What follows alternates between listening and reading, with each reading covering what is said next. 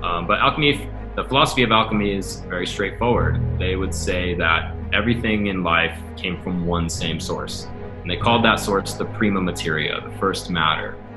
But from that first matter, as soon as it expresses itself, it always expresses itself in three ways. And alchemists had a coded language. So when you're reading these old manuscripts, you're going to run into this.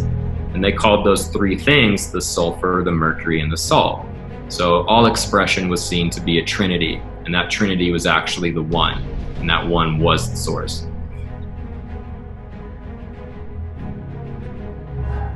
But what do they mean, right? Like, it doesn't make sense if you don't have an interpretation. So Paracelsus, he was an alchemist in the late 1400s. He wrote very, very plainly in his book on the nature of things. He said that the sulfur is the soul, mercury is the spirit, and the salt is the body. So we have now soul, spirit, and body. But even that can be a little bit weird, right? Because if you go to anybody and you ask them, what's the difference between spirit and soul?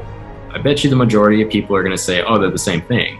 No, they're not at all. And you can see it not only through evidence-based, lab work in alchemy, but the thing that really blew my mind is when I started researching these things early on.